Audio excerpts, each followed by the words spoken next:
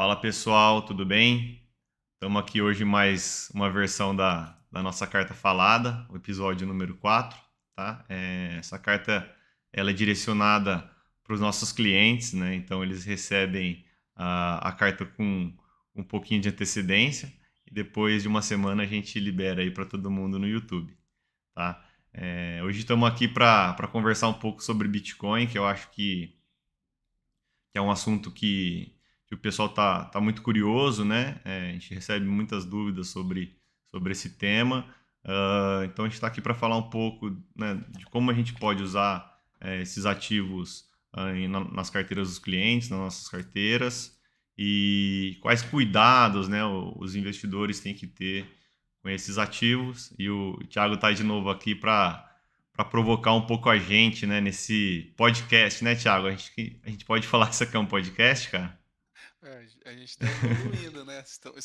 Estamos a caminho de, né? Ah, legal. Mas muito bom, Marcelão. Vamos aí para mais uma carta falada, né? E com certeza abordando aí mais um tema, né? Uhum. Que bastante gente, né? Vem falar com a gente aqui, tem algumas dúvidas. E eu queria, né? Começar essa provocação aí. Eu queria saber, Marcelão, afinal, né? O que são, né? Essas criptomoedas? Bitcoin, né, que todo mundo fala Aham. aí. Acho que é um bom início aí para o nosso bate-papo aí, né? Tá, vamos lá, Tiagão. Eu vou tentar explicar de uma maneira bem simples o que que é, tá? E depois você faz suas provocações aí sobre o tema. Cara, Bitcoin, acho que todo mundo no passado comprou um jogo já, né? Roller Coaster, o Half-Life, tinha lá o CD Key, né? Ah, uma Bitcoin é como se fosse um código, né? Igual o CD Key, só que muito grande, tá? E ela tem a especificidade, perdão, não vou nem falar mais.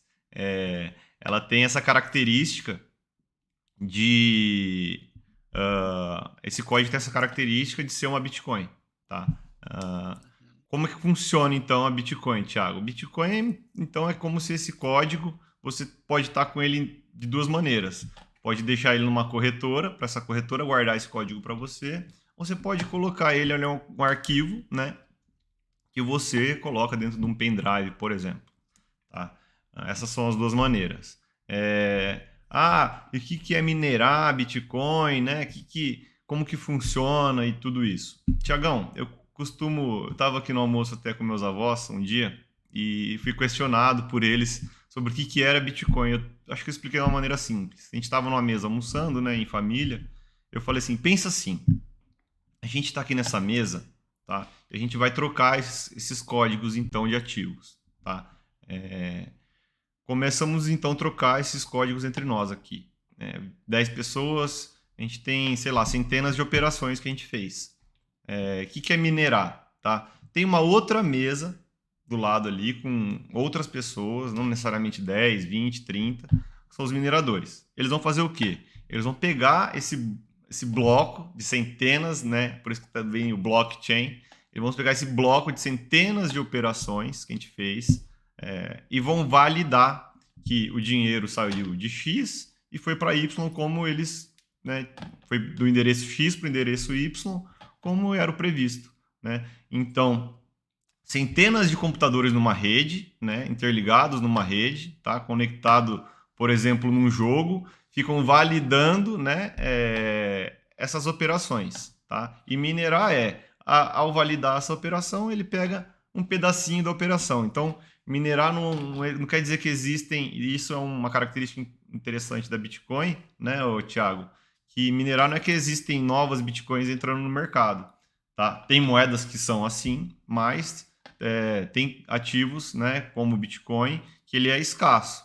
Foi emitido, acho que 29 milhões de Bitcoins, e isso é o que tem de Bitcoin. Na verdade, então não é mais criado Bitcoin. O que acontece, na verdade, é que Bitcoins são perdidos, né? Como os pendrives são perdidos, ou um acesso de uma conta de uma pessoa que vem a falecer, né? Isso acontece e isso vai começar a acontecer até com mais frequência, tá? Então, por isso que o pessoal fala que o Bitcoin é o ouro digital, porque é um ativo escasso, tá? E que tem um valor de troca, né? Hoje, ele já atingiu esse estágio da moeda, onde ele consegue ter um valor de troca, tá? Apesar da volatilidade ainda ser grande, não é um caixa, tá? Isso é interessante também, mas ele é uma reserva de valor, vamos dizer assim, bem interessante. Poxa, Deu para bacana, entender, Marcelo. Thiago? Você acha que eu expliquei certo aí de uma maneira simples pro pessoal? Não, não só certo, né, mas de uma maneira muito simples, né, Marcelo? Acho Uhum, que é um assunto mais complexo, né? Óbvio que isso daqui daria conversa aí para algumas horas uhum. aí, né, para explicar o que é, mas de uma maneira bem simples, né? Acho que ficou bem claro. E aí, até pegando o gancho que você deu com relação à volatilidade.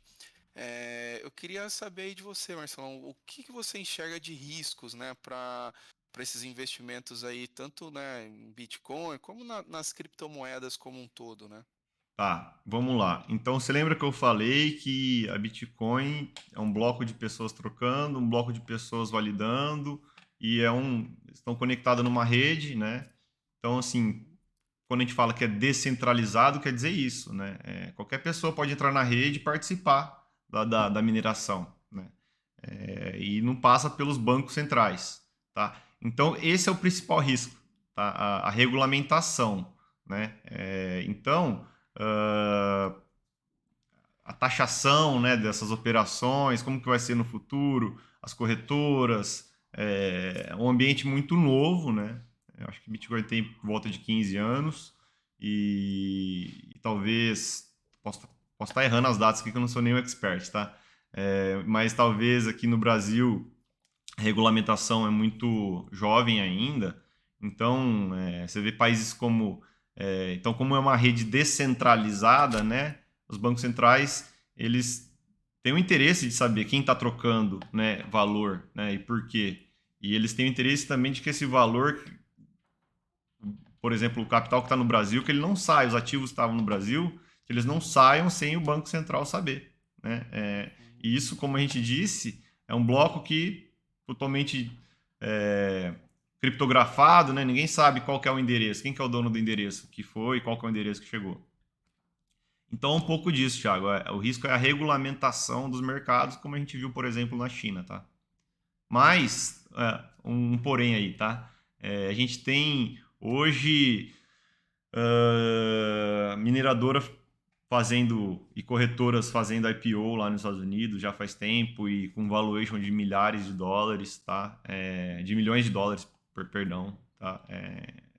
A gente tem as grandes empresas, Apple, Tesla, Google, PayPal, enfim, entre outras que estão de alguma maneira inseridas nesse mercado, tá? Interessante que a gente tem, que é El Salvador, que tem uh, que aderiu, né, a Bitcoin, porque países que o Banco Central emite muita moeda, né, e a moeda acaba perdendo valor e o Bitcoin ele não está ligado ao Banco Central, né? Então uma ferramenta, tá, de países emergentes onde a moeda tende a perder muito valor também, tá? E você vê então também, Thiago, que Miami, por exemplo, hoje era para ser na China, né? Mas como a China tem essa questão da regulamentação do Partido Comunista, você vê Miami vai ser a capital mundial do criptoativo, né? Então eles já estão pagando os funcionários em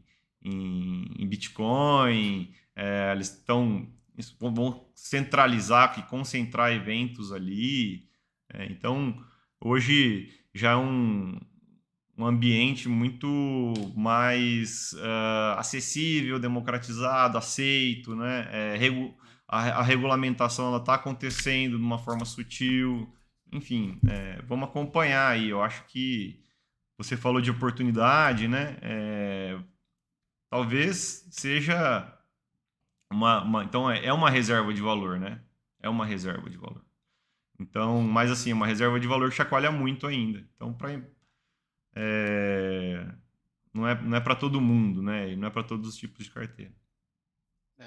É, até entrando, né, Marcelão, nessa área de oportunidade, Uhum, né, e para quem que é, né, essas oportunidades. Aí, vamos lá, duas em uma para você, né? Então, Tá. quais são, né, verdadeiramente aí, quais são essas oportunidades, né? E Uhum. como que eu poderia compor esse tipo de ativo na minha carteira, né? Tá. Você disse aí que não é para todo mundo, então como é que eu iria compor, né, esse ativo na minha carteira de investimento? Tá, vamos lá. Oportunidade. É uma reserva de valor, assim como o ouro, tá? Mas ela é muito volátil ainda. Então, para investidores muito conservadores ou que já tem, tá no final da vida financeira, talvez, né? Não vale a pena se expor a essa volatilidade, tá? Mas para quem faz aportes periódicos, pode ser interessante e, obviamente, quem não tem esse perfil conservador, porque o conservador ele precisa de uma carteira sólida, né? Que toma porrada e não cai, né? E, obviamente, a partir do momento que você está se expondo em Bitcoin, você está aberto a uma queda, por exemplo, de 50%, né?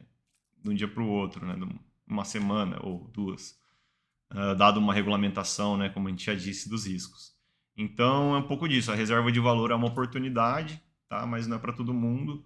E também tem a questão da ferramenta, né, Thiago? É o dinheiro em nuvem. Então, se você tem uma conta, acontece alguma coisa, enfim, uma guerra, você precisa fugir. Tô indo longe aqui, né? Mas tentando mostrar como que é essa ferramenta, por que que é uma ferramenta, tá? Algum outro comentário? Não, não, acho que a gente abordou bastante coisa aí, Eu né, acho Marcelo? que. Acho que eu tô olhando aqui alguma coisa, Thiago, mas esqueci de falar de alguns pontos, tá? É o seguinte. Aham. Então eu falei, bom, é uma ferramenta, né? Mais uma maneira do investidor hoje, né? Hoje a gente tem muita fraude, tá? Então esse é um ponto de atenção que eu gostaria de deixar aqui, que é importante, né, Thiago? Sim, com Não certeza. cair em fraude. Como que a gente não cai em fraude?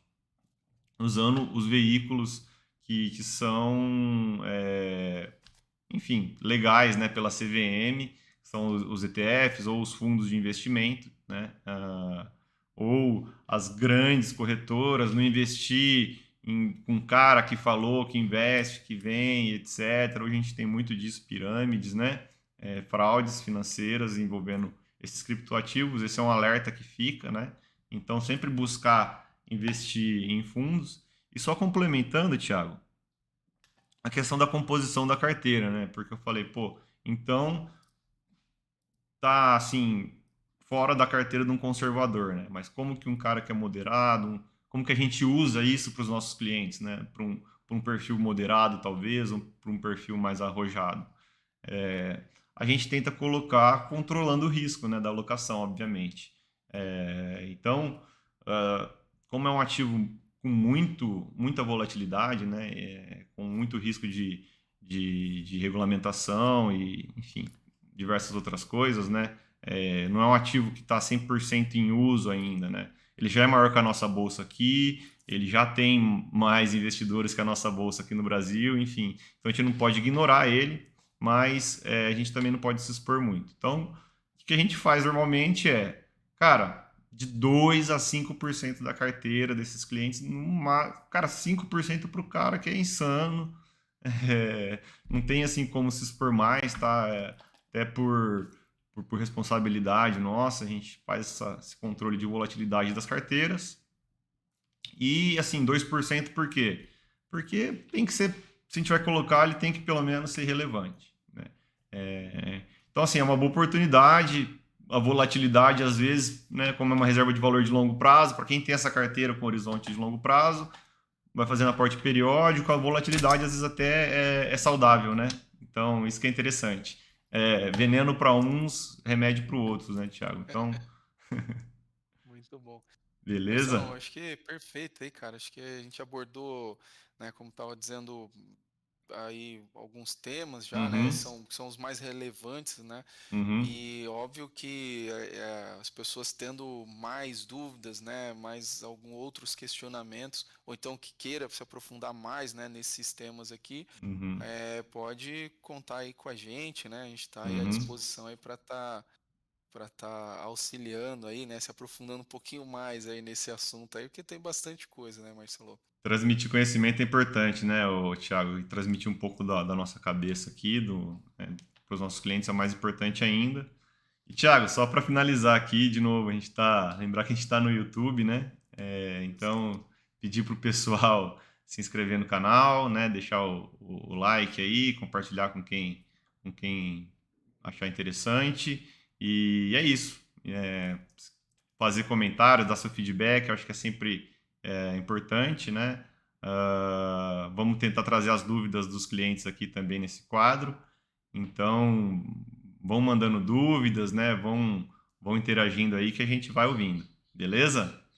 Beleza, show de Obrigado, bola. pessoal. Obrigado. Um abraço. Tchau, tchau. Tchau, tchau.